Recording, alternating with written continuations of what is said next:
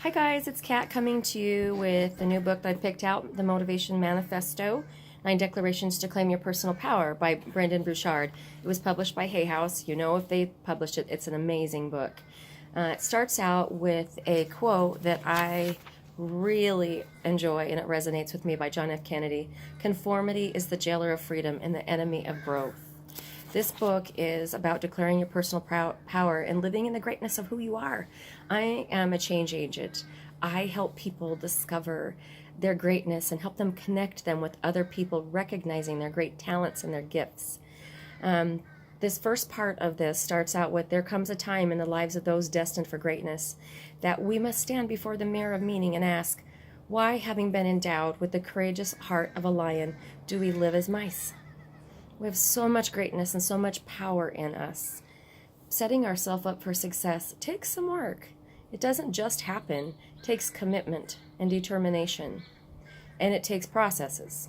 So next he goes into, we must look squarely into our own tired eyes and examine why we waste so much time sniffing at every distraction, why we cower at the thought of revealing our true self to the world, why we scurry so quickly from conflict, and why we consent to play small.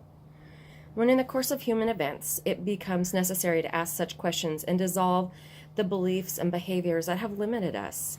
Assuming once more the full power of being to which God and the laws of nature have entitled us, a decent respect to human mankind requires that we should declare the motives that impel us to exert our strength and to separate ourselves from those who stunt our vitality, growth, and happiness.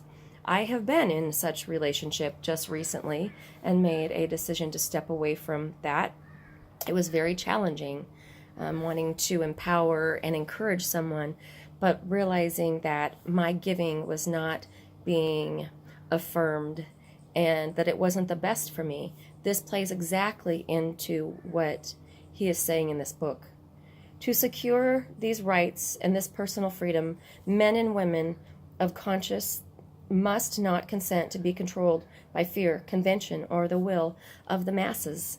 We must govern our own lives. Take back our power. And when our thoughts and actions become destructive, it is our responsibility to alter or abolish them, to get rid of them, and to institute new habits as the foundation for a freer, happier life. Who wants to be happier? I do. Pick me.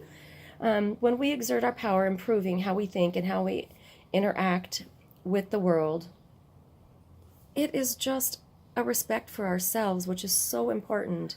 I want to share with you a story of a friend that I hung out with last evening. Had a great conversation, and someone who is at a different level and a different expertise than I am. It was so empowering. It always is to be validated and to be able to share with like-minded individuals and what it really does for your spirit, lightening it, lifting it, and giving you some validation about who you are and what you are. I was taught to have self-love for myself, obviously, and others, and it is so important to me to take the words from this book, my conversation last evening, and to honor the gifts that I have and the responsibility that God has given me to touch lives. And sometimes I have stood small, but I'm kind of ready not to do that anymore. I am ready to push forward and really dive into my greatness because it's waiting there for me. And I would love to encourage you to do the same thing. Don't be standing small anymore. Lift yourself up. Have those affirmations you read every day. Find that person to be your accountability partner and to keep you on the right track. Set up those procedures that get you into a flow of loving, building, and creating an even greater and stronger you. I hope you have a great day. Cheers to wellness.